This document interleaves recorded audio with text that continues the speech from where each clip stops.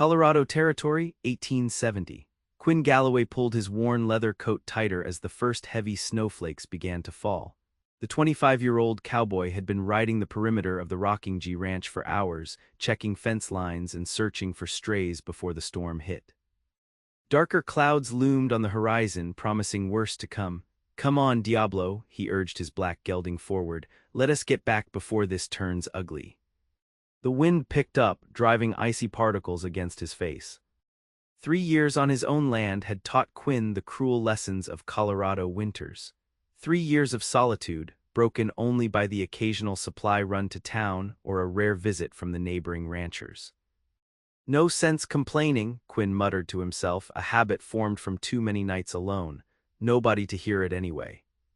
He had built his small ranch from nothing after returning from the war, determined to carve out independence in a place where a man answered to no one.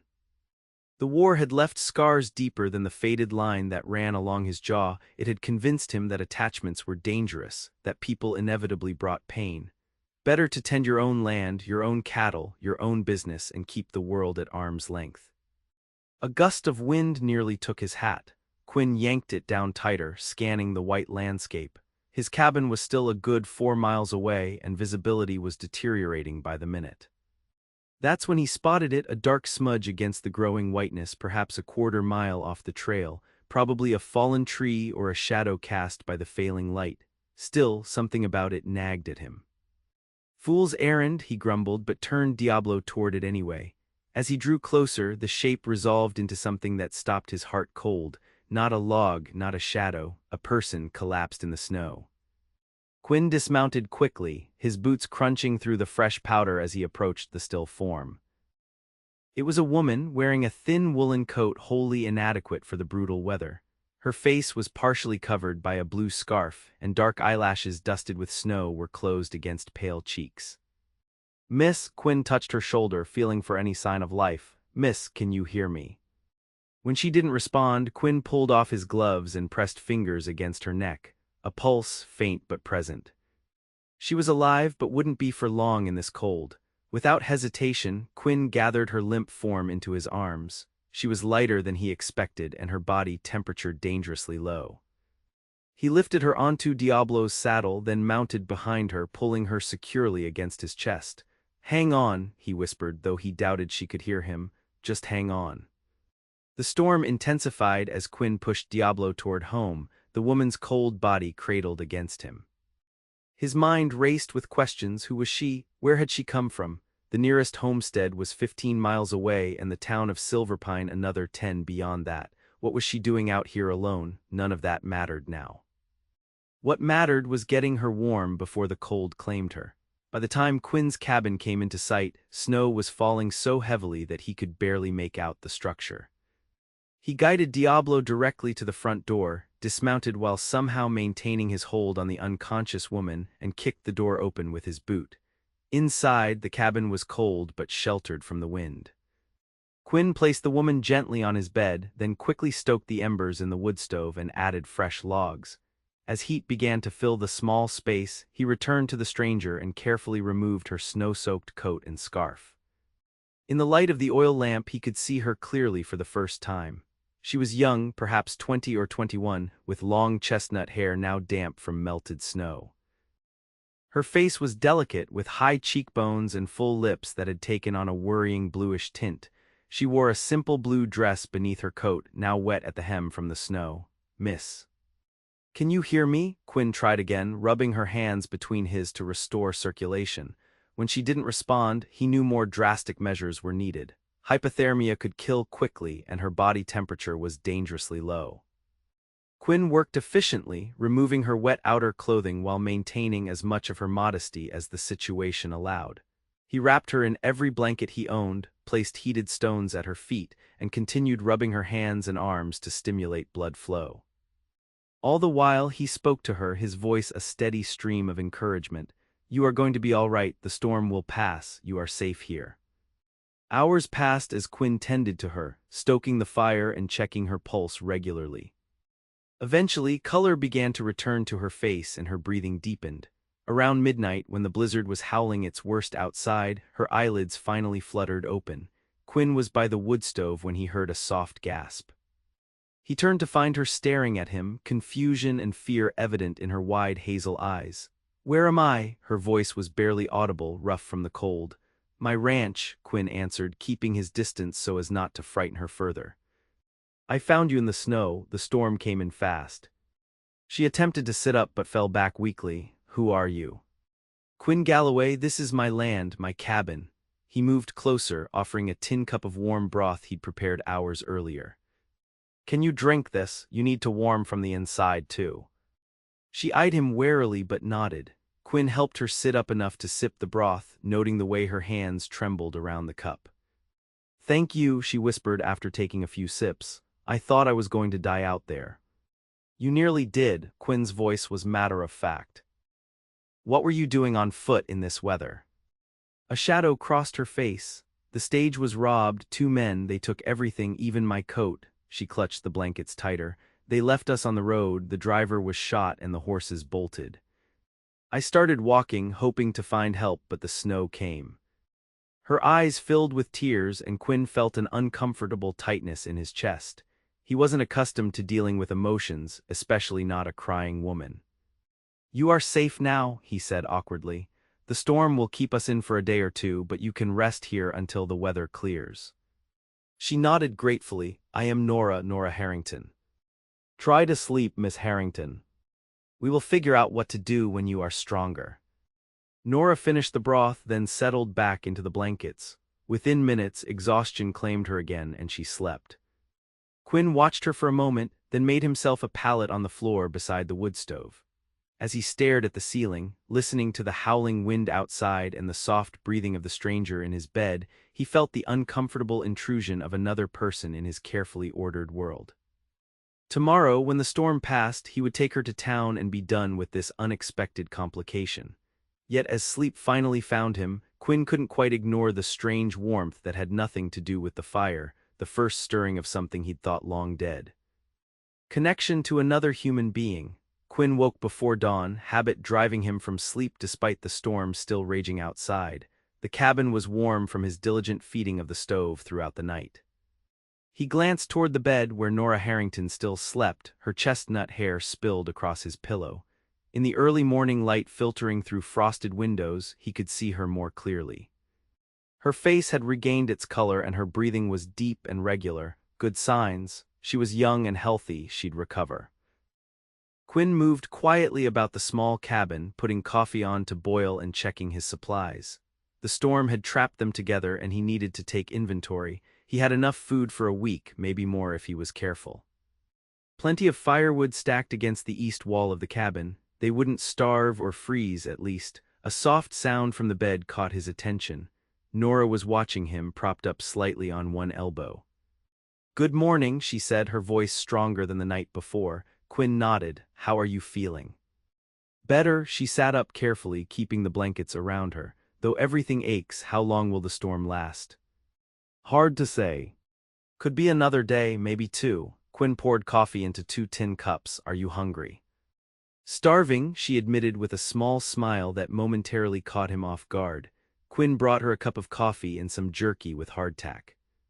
"It isn't much, but it will keep your strength up." "Thank you." She accepted the simple meal gratefully, "not just for this, but for saving my life." Quinn shrugged uncomfortably. "Anyone would have done the same." "No," Nora said with certainty, "not everyone would have ridden out in that weather for a stranger. You could have died too." Her direct gaze made Quinn turn away. He wasn't accustomed to gratitude or the strange intimacy of sharing his small cabin with another person, especially a young woman. "Your clothes are dry," he said, changing the subject. "They're folded on that chair. I will step outside while you dress." "In this blizzard?" Nora looked alarmed. "Just to the lean-to to check on my horse," Quinn clarified. "I will knock before coming back in." Outside, the world was a swirling white void. Quinn trudged through deep snow to the lean-to where Diablo stood munching hay. He spent extra time with the gelding, brushing him down and checking his legs, giving Nora ample time to dress. When he finally knocked and re-entered the cabin, Nora was standing by the wood stove in her blue dress, her hair loosely tied back with a ribbon she must have had in her pocket. She looked surprisingly at home in his sparse cabin. "Mr. Galloway, I realize I've put you in an awkward position," she said. "Having a strange woman in your home isn't proper and Propriety doesn't concern me much out here," Quinn interrupted. "And a blizzard makes its own rules." Nora smiled at that. "Still, I'm grateful. Were you heading to town when you found me?" "No, checking fences." Quinn hung his coat by the door. "I don't go to town much." "You live here alone?" She glanced around the cabin, taking in the single chair, the simple furnishings, the distinct lack of feminine touches. "Yes." "For how long?" 3 years. Nora's eyebrows rose slightly. "That's a long time to be alone." Quinn shrugged. "I prefer it that way." "May I ask why?" The directness of her question caught him off guard. Most people in these parts respected the unspoken rule: you didn't pry into another's business unless invited. "It's simpler," he finally answered. "People complicate things." Nora watched him for a moment, then nodded as if she understood something profound. "The war." Quinn stiffened. "What makes you say that?" "The way you move." "My brother was in the war. He came back different too." She stepped closer to the stove, warming her hands. "He said the worst part wasn't the fighting, but coming back to a world that couldn't understand what he'd seen." Quinn said nothing, but something in his chest tightened. 3 years since Appomattox, and still the memories haunted him. The screams, the blood, watching friends die in Virginia mud. He'd come west afterward, seeking space and silence to drown out those memories. "I'm sorry," Nora said, misinterpreting his silence. "I shouldn't pry." "It's fine." Quinn moved to the window, looking out at the blinding white. "When the storm breaks, I'll take you to Silver Pine. You can catch the stage from there." "Are you always this eager to be rid of guests, Mr. Galloway?" There was a hint of teasing in her voice. "I don't have guests," he replied simply. "Until now?" Nora smiled again, and something about it made Quinn look away. Her smile was too bright, too warm for this cold place he had built around himself. The day passed slowly. Quinn tended to indoor chores he normally saved for bad weather, mending tack, sharpening tools. Nora, recovering her strength, insisted on helping by darning his socks and cooking a decent meal from his sparse provisions. The simple stew she made from jerky, potatoes, and dried beans was better than anything Quinn had eaten in months. As darkness fell outside and the wind continued to howl, they sat at his small table, the oil lamp casting a warm glow between them. "Where were you headed?" Quinn asked, "before the robbery?" "Denver," Nora replied. "My aunt lives there. I was going to stay with her while looking for work as a schoolteacher." "You're educated, then?" Nora nodded. "I taught in a small school in Kansas for 2 years, but after my father died last month, there was nothing keeping me there." A shadow crossed her face. "Everything I owned was in my trunk on that stage. My clothes, my teaching certificates, my father's watch, all gone now." Quinn watched her face in the lamplight. Despite her loss, there was a resilience in her expression that he found himself admiring. "The law will likely catch up to them," he offered. "Stage robbers don't usually get far in winter." "Perhaps," she didn't sound convinced, "but I doubt they'll recover my possessions. I'll have to start over with nothing." "You're alive," Quinn pointed out. "That's not nothing." Nora looked up at him, and for a moment they shared a look of understanding. "No," she said softly, "it's not nothing at all." Later, as Quinn made his pallet by the stove again, Nora protested from the bed.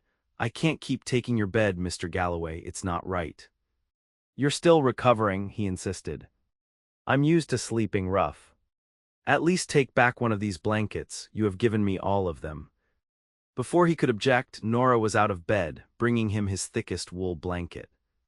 As she handed it to him, their fingers brushed briefly. The simple human contact, something Quinn had experienced so rarely in recent years, sent an unexpected jolt through him. "Thank you," he managed, taking the blanket. "Good night, Mr. Galloway," Nora said, returning to the bed.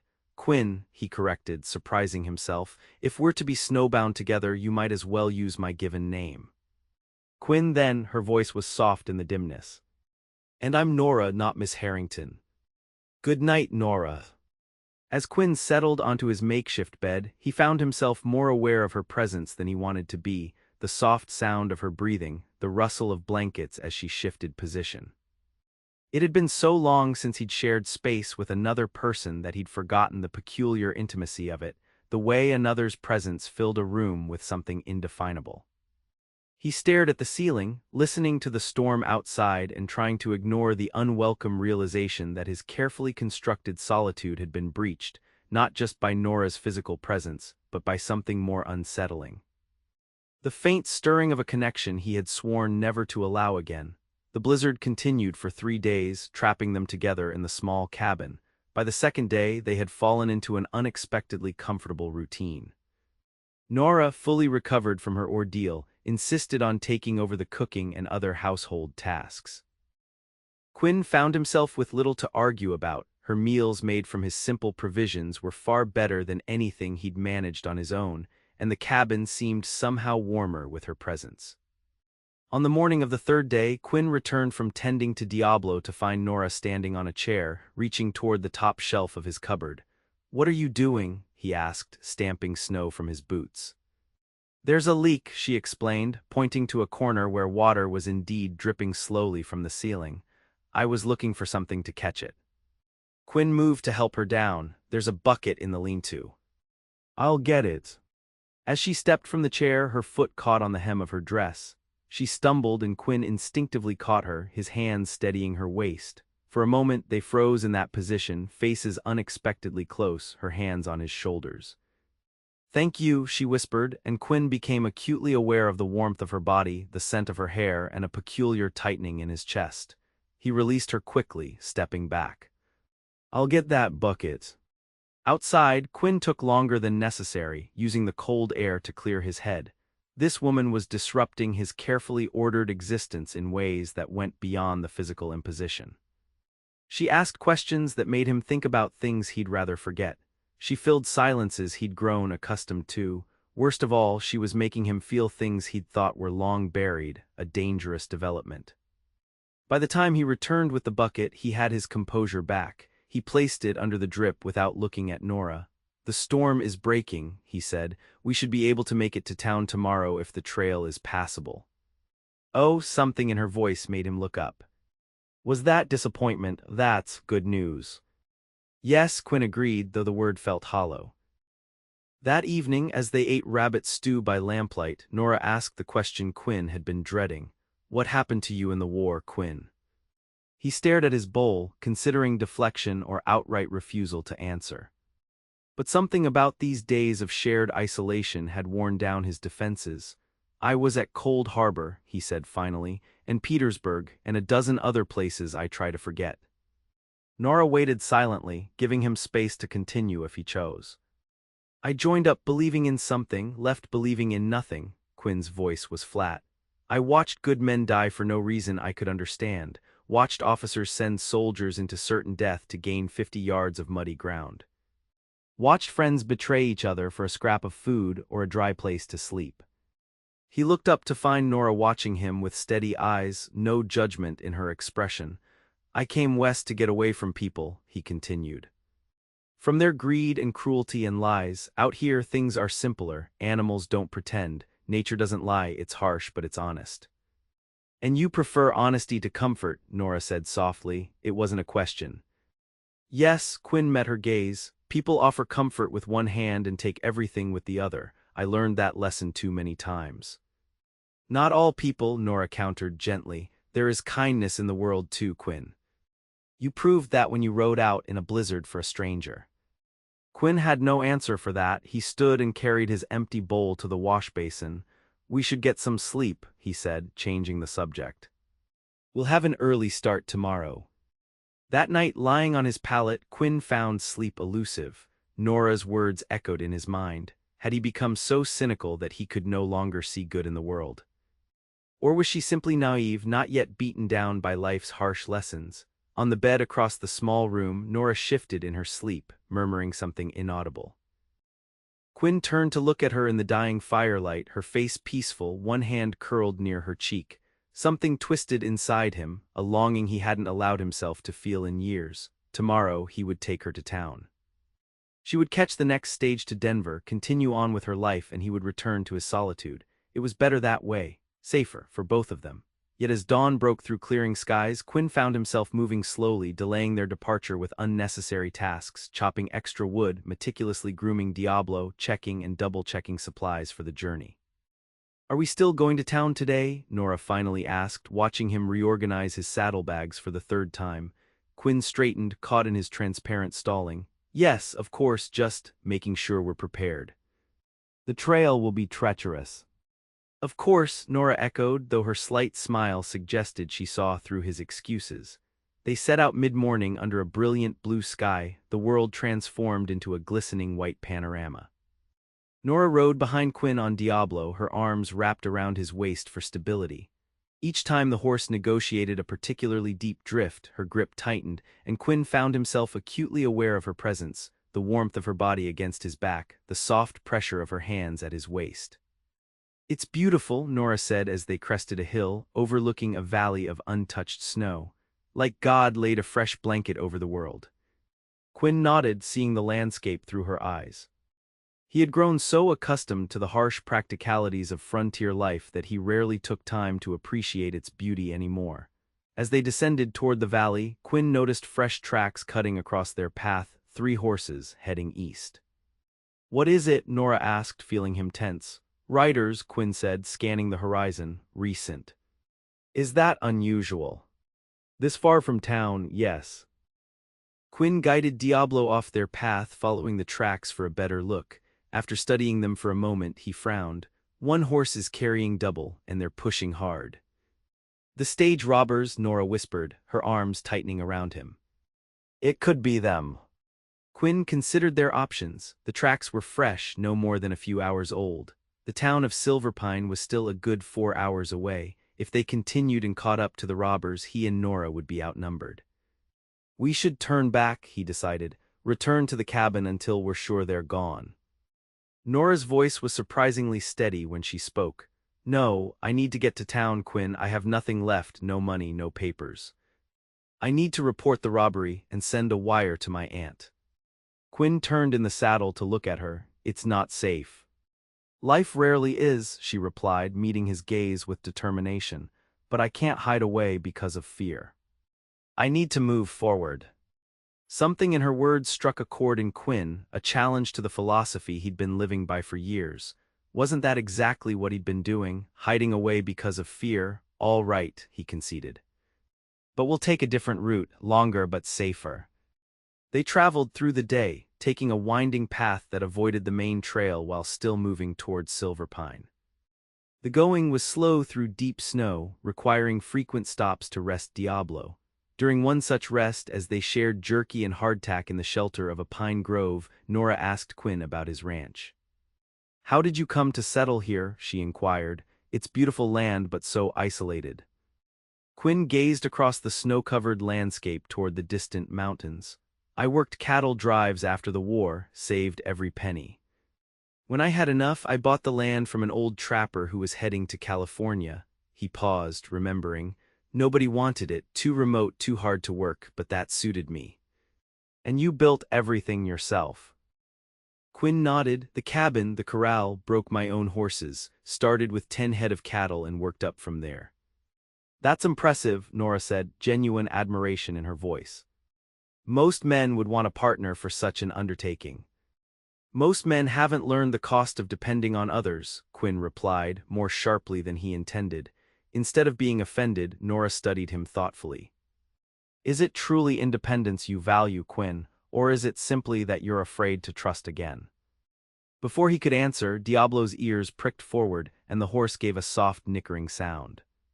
Quinn was instantly alert, scanning their surroundings. "Someone's coming," he whispered, helping Nora to her feet. "Stay behind me." They retreated deeper into the pines as the sound of approaching horses became audible. Quinn positioned himself protectively in front of Nora, one hand on the revolver at his hip. 3 riders appeared on the trail below them, 2 men and a woman. Even from a distance, Quinn could see the woman was bound, sitting uncomfortably in front of one of the men. The men were rough-looking, heavily armed, their horses laden with what appeared to be stolen goods. "It's them," Nora breathed, her hand gripping Quinn's arm. "The stage robbers." Quinn watched as the trio passed, heading toward a narrow canyon that led east. The woman on the horse was older than Nora, perhaps in her 40s, her face bruised and frightened. "They've taken another hostage," Quinn muttered, his jaw tight with anger. "We have to help her," Nora said immediately. "We can't just let them take her." Quinn turned to look at her in disbelief. "There are two of them, both armed. I have one revolver and a rifle, and you want to what? Chase them down?" "We have to do something," Nora insisted. "That could have been me, Quinn." The words hit him like a physical blow. It could have been Nora, terrified, bound at the mercy of men without conscience. The thought made something cold and hard form in his chest. "Listen to me," he said firmly. "We'll continue to town, alert the sheriff. He can form a posse and go after them properly." "By then it might be too late," Nora argued. "They're heading into that canyon. If we cut across that ridge, we could get ahead of them, set some kind of trap." "That's madness," Quinn said, though he found himself calculating the possibility despite his words. She was right. The canyon followed a winding path, while the ridge above offered a more direct route. "You're asking me to risk both our lives on a foolhardy rescue attempt." Nora's hazel eyes were steady on his. "I'm asking you to help someone who needs it just as you helped me. Isn't that what makes us human, that we don't turn away when others suffer?" Quinn looked from Nora to the disappearing riders, torn between the caution that had governed his life for years and the undeniable pull of her words. 3 days ago he would have continued to town without hesitation. The suffering of strangers wasn't his concern, but something had shifted inside him, a crack in the wall he'd built around himself. "If we do this," he said slowly, "you follow my instructions exactly. No arguments, no heroics." Nora nodded solemnly. "I promise. And if things go wrong, you run, you get to town and bring help." "Understand." "Yes." Quinn sighed, already questioning his sanity. "Then let's go. We need to move fast if we're going to get ahead of them." They mounted Diablo and set off at a quick pace, angling toward the ridge that overlooked the canyon.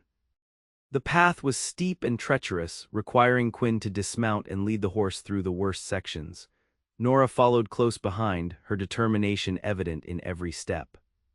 As they neared the top of the ridge, Quinn helped Nora up a particularly steep section, his hand lingering on hers a moment longer than necessary.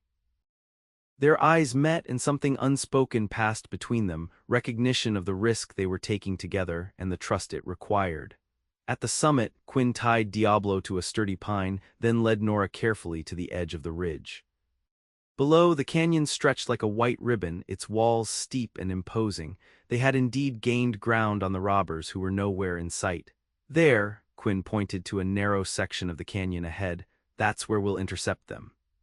The path constricts there, they'll have to ride single file." "What's the plan?" Nora asked, her breath clouding in the cold air. Quinn considered their limited options. "I'll position myself on that outcropping. When they pass below, I'll have the high ground advantage. You'll stay hidden back here with Diablo." Nora frowned. "I want to help." "You will," Quinn assured her. "If things go wrong, you're our only hope of getting help." He removed his rifle from its saddle scabbard and checked it carefully. Then, with a last glance at Nora, he moved toward his chosen position, finding a secure spot with a clear view of the canyon below. The weight was tense, the cold seeping through Quinn's clothing as he lay motionless in the snow.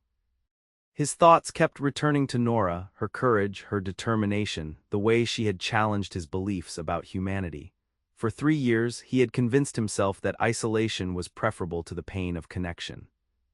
Now, in the space of a few days, this woman had him risking his life for a stranger. The sound of approaching horses drew his attention back to the canyon. The 3 riders appeared, moving cautiously through the deep snow. As they neared the narrowest section, Quinn took careful aim with his rifle, then called out in a voice that echoed off the canyon walls.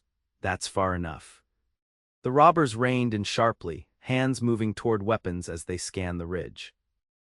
"You're surrounded," Quinn lied, keeping his rifle trained on the man holding the female hostage. "Let the woman go, and you can ride on." The robbers exchanged looks, clearly trying to determine if Quinn was alone. "Show yourself," shouted one, a burly man with a thick beard, "or we'll put a bullet in this woman right now." Quinn remained where he was, his voice steady. "I have you in my sights. Let her go, or you're both dead men." For a moment it seemed his bluff might work. Then, with shocking suddenness, the bearded man yanked the hostage from the horse and used her as a shield, pressing a revolver to her head. "Come out now or she dies," he shouted. Quinn froze, his advantage evaporating. If he fired, he risked hitting the hostage. If he revealed himself, he lost his positional advantage. Before he could decide, a commotion erupted behind the robbers. Nora had somehow circled down to the canyon floor and was now charging toward them on Diablo, shouting at the top of her lungs. The unexpected appearance from behind startled the robbers, causing momentary confusion. It was all the opening Quinn needed. He fired, striking the bearded man's arm. The robber howled in pain, dropping his gun and releasing the hostage. The second robber wheeled his horse around to face Nora, but Quinn's next shot caught him in the shoulder, knocking him from his saddle. Quinn scrambled down the ridge as Nora reached the hostage, helping the terrified woman onto Diablo behind her. The wounded robbers were cursing and scrambling for their weapons, but Quinn's commanding voice stopped them. "Don't," he warned, his rifle trained on them as he reached the canyon floor. "Next shot won't be so merciful." Using strips torn from the robbers' own saddlebags, Quinn bound their hands and secured them to a tree. He collected their weapons and the stolen goods, including a small trunk that the hostage identified as hers. "Thank you," the woman sobbed, clinging to Nora. "They were taking me to their camp. They said terrible things." "You're safe now," Nora assured her, then looked to Quinn with an expression that combined apology and triumph. "I know you said to stay put, but I saw an opportunity." "You could have been killed," Quinn said, though there was more admiration than anger in his voice. "So could you," she countered, "but we weren't. We saved her." Quinn couldn't argue with that. Despite the risk, despite his certainty that Nora's impulsive action had been foolhardy, they had succeeded. The hostage was safe, the robbers captured, and the stolen goods recovered. "We need to get to town," he said, securing the robbers' horses. "The sheriff will want to collect these two before they freeze." With the hostage riding one of the robbers' horses and the stolen goods packed on the other, they made their way towards Silver Pine. Nora rode with Quinn on Diablo, her arms around his waist, feeling somehow different now, not just a necessity for riding double, but a connection, a shared triumph. "You were right," Quinn admitted quietly as they rode. "About helping." He felt rather than saw Nora's smile. "And you were right about the danger. We balanced each other." The simple truth of her words settled over Quinn like a revelation. Perhaps that was what he had been missing all these years, not just human connection, but the particular balance that came from the right connection. As they crested the final hill and the town of Silverpine came into view, Quinn found himself strangely reluctant to reach their destination. Once there, the natural conclusion to their brief alliance would follow. Nora would contact her aunt, catch the next stage to Denver, and continue her life's journey. He would return to his ranch, to his solitude. Yet something fundamental had shifted inside him, a change he couldn't quite name but could feel with every breath. The wall he had built around himself had cracked, and through that crack, light was streaming in, warm, insistent, and impossible to ignore. Their arrival in Silverpine caused quite a stir. The sheriff, a weathered man named Hollies, listened to their story with growing amazement, then organized a posse to retrieve the bound robbers before nightfall. "You two took a hell of a risk," he commented as deputies unloaded the stolen goods in front of his office. "Could have gotten yourselves killed." "It was worth it," Nora said firmly, standing close to Quinn's side. "We couldn't just ride away." Sheriff Hollies nodded thoughtfully. "World needs more folks willing to stand up when it matters." He turned to the rescued hostage, who had been identified as Mrs. Eleanor Simmons, wife of a prominent Denver businessman. "Ma'am, your husband has been telegraphing every sheriff's office in the territory looking for you. He'll be mighty relieved to hear you're safe." Mrs. Simmons, now wrapped in a borrowed coat and sipping hot coffee, looked gratefully at Quinn and Nora. "I can never repay what you've done for me, never." "No need," Quinn said uncomfortably, still unused to gratitude. The sheriff pointed them toward the town's only hotel. "Get yourselves rooms for the night. Stage to Denver leaves tomorrow morning at 8. I reckon Mrs. Simmons will want to be on it." Quinn nodded, then glanced at Nora. "And you as well, I expect." Something flickered in Nora's eyes, hesitation perhaps, before she nodded. Yes, I should continue to my aunt's. The hotel was modest but clean, offering hot baths and a decent meal that tasted like luxury after days of trail food. After securing rooms for both Nora and himself, Quinn found himself at a loss. Their shared adventure was ending, and he was surprised by how much that realization bothered him. They dined together in the hotel's small restaurant, joined by Mrs. Simmons, who insisted on buying their meal as a small token of her gratitude. As they ate, the older woman studied them with interest. "How long have you two been married?" she asked innocently. Quinn choked on his coffee and Nora's cheeks flushed pink. "Oh, we're not," Nora began. "Married," Quinn finished. Mrs. Simmons looked genuinely surprised. "My apologies, you just seem so in tune with each other. The way you worked together to save me, I assumed." "Mr. Galloway rescued me during the blizzard," Nora explained. "We've only known each other a few days." "Is that so?" Mrs. Simmons smiled knowingly. "Well, sometimes a few days is all it takes to recognize what's important." After dinner, Quinn walked Nora to her room, both of them quiet with the weight of imminent parting. "Will you be at the stage tomorrow?" Nora asked as they reached her door. "To see us off?" "Of course," Quinn said, though the thought of watching her leave was surprisingly painful. Nora hesitated, then placed a hand on his arm. "Thank you, Quinn, not just for saving my life but for everything that followed, for helping Mrs. Simmons, for showing me that my faith in people isn't misplaced." Quinn looked down at her hand on his arm, then met her gaze. "It was you who reminded me that some things are worth the risk." He paused, struggling with words that didn't come easily. "Nora, A door opened down the hallway and a hotel guest emerged, interrupting the moment. Quinn stepped back, the words he might have said fading unspoken. "Good night," Nora said softly. "I'll see you in the morning." Quinn nodded and watched as she disappeared into her room, the door closing gently behind her. He stood there for a long moment, feeling as though something essential was slipping through his fingers. In his own room, Quinn lay awake long into the night, his thoughts a tumult of contradictions. For years, he had believed that connection led only to pain, that the safest path was solitude. Now, facing the prospect of returning to that solitude, he found it held no appeal. The few days with Nora had awakened something he had thought long dead, a capacity for trust, for risk, for hope. But what did it matter? She was leaving in the morning, continuing on to the life she had planned before their paths crossed. He had his ranch, his carefully constructed independence. They belonged to different worlds. As dawn broke, Quinn rose, dressed, and made his way downstairs, his decision made. He would see Nora off, wish her well, and return to his life. It was the sensible course, the safe course. Yet with each step toward the hotel lobby, the decision felt increasingly hollow. He found Nora already there, dressed in her blue dress, her chestnut hair neatly arranged. She looked up as he approached, and something in her expression made his carefully planned goodbye stick in his throat. "Quinn," she said, stepping toward him, "I've been thinking." She was interrupted by Mrs. Simmons, who bustled into the lobby with the hotel porter carrying her recovered trunk.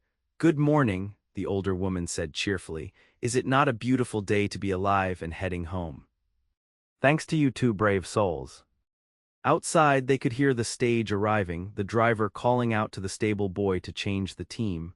"That's our coach," Mrs. Simmons noted. We should secure our places. Nora nodded, but her eyes remained on Quinn's face. "Will you walk out with us?"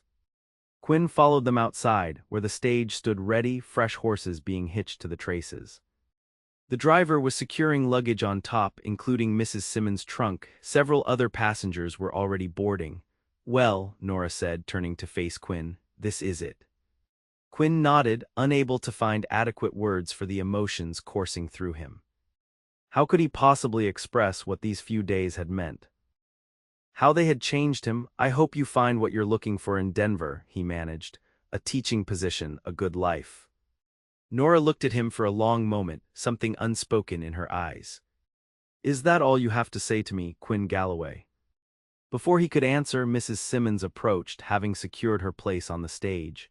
"Miss Harrington, we should board, the driver is anxious to depart." Nora nodded to Mrs. Simmons, then turned back to Quinn, disappointment evident in her face. "Goodbye, Quinn, thank you for everything." She turned to board the stage, and in that moment, Quinn felt as though something vital was being torn from him. The wall he had built around his heart crumbled completely, and the truth he had been fighting rushed in with unstoppable force. "Wait," he called, moving forward to catch her arm. "Nora, wait." She turned, hope flickering in her eyes. Yes. "Don't go," Quinn said, the words tumbling out before he could reconsider. "Stay here with me." Nora's eyes widened. "Quinn." "I know it makes no sense," he continued, aware they were creating a scene but past caring. "We've known each other only days, but in those days you've shown me what I've been missing, what I've been hiding from. Before you, I thought safety meant isolation. You've shown me it means having someone to face the world with." Nora's eyes filled with tears, but she was smiling. "Are you certain your peaceful ranch life would never be the same?" "I don't want it to be the same," Quinn said firmly. "I want it to be better with you." The stage driver called impatiently. "Miss, are you boarding or not? We're running behind." Nora ignored him, her attention fully on Quinn. "You should know," she said softly. "I was about to tell you I wasn't getting on that stage, that if you'd have me, I wanted to stay." Joy unlike anything Quinn had felt in years surged through him. Without hesitation, he drew Nora into his arms and kissed her, pouring all the emotions he couldn't articulate into that single action. Mrs. Simmons' delighted laughter broke them apart. "I knew it," the older woman exclaimed from the stage window. "Didn't I say it only takes days to recognize what's important?" The driver sighed dramatically. "So you're staying, miss?" Nora looked up at Quinn, her decision clear in her radiant smile. Yes, I'm staying. As the stage pulled away, Mrs. Simmons waved enthusiastically from the window. "I expect an invitation to the wedding," she called. Alone on the boardwalk, Quinn took Nora's hands in his. "I can't offer much," he said honestly. "The ranch is small, the work is hard, the winters are cruel." "But we'll face them together," Nora replied, squeezing his hands. "And that makes all the difference." Quinn nodded, realizing the profound truth of her words. That was what had been missing from his life, not just human connection, but partnership. Someone to share the burdens and the joys, to balance his caution with courage, his solitude with warmth. "I should warn you," he said with the hint of a smile, "I'm not easy to live with." Set in my ways. "Good thing I'm stubborn then," Nora replied, her eyes bright with promise. "We'll figure it out, Quinn, day by day." 6 months later. The summer sun cast long evening shadows across the expanded porch of Quinn's cabin. No, their home, he corrected himself. In the month since Nora had stayed, the small ranch had transformed in ways Quinn could never have imagined. The cabin itself had grown, with a new room added for the small school Nora had started for the neighboring ranchers' children. The interior, once Spartan and utilitarian, now held touches of beauty: curtains at the windows, wildflowers in jars, books stacked on handmade shelves. But the physical changes paled compared to the transformation in Quinn himself. The wall he had built around his heart had been replaced by something stronger yet more flexible: trust, partnership, love. He watched from the corral as Nora emerged from the cabin, carrying a pitcher of lemonade to the porch table. Their wedding had been small but joyful, with Mrs. Simmons making good on her promise to attend, traveling all the way from Denver for the occasion. The neighboring ranchers had come too, surprised but pleased to see the solitary Quinn Galloway finally opening his life to others. "Are you going to stare all evening or come have some lemonade?" Nora called, shading her eyes against the setting sun. Quinn smiled and secured the gate behind him. "Just admiring the view," he replied, walking toward her. As he joined her on the porch, Nora slipped her hand into his, a gesture that had become as natural as breathing. "Mrs. Peterson stopped by with her children today," she said. "They want to join the school in the fall." Quinn nodded, pleased but not surprised. Nora's small school had started with just 2 students from the closest neighboring ranch, but word had spread. Her gentle teaching style and genuine care for the children had won over even the most skeptical frontier parents. "That'll make 8 students," he noted. "We might need to expand the schoolroom." "Already planning it," Nora agreed with a smile. I've been sketching some ideas. They sat together on the porch swing Quinn had built for her birthday, watching as the sun dipped toward the distant mountains. Diablo grazed peacefully in the meadow, alongside the mare Quinn had purchased for Nora once it became clear she was staying for good. Any regrets? Quinn asked softly, an echo of a question he had asked on their wedding night. Nora turned to look at him, her hazel eyes as clear and honest as they had been that first day in his cabin. Not one, she answered. Though I do wonder sometimes. What? What would have happened if you hadn't found me in that snowstorm? If you'd taken a different route that day, or decided the weather was too dangerous to check fences? Quinn considered this, his arm tightening around her shoulders. I think some things are meant to be, he said finally. Maybe not in the way people usually mean it, with fate and destiny, but in the way that when two people are ready for each other, the world finds a way to bring them together. Quinn Galloway, you've become quite the philosopher, Nora teased, leaning her head against his shoulder. I've had a good teacher, he replied, pressing a kiss to her hair. As darkness settled over the ranch and the first stars appeared in the vast Colorado sky, Quinn reflected on the journey that had brought them here.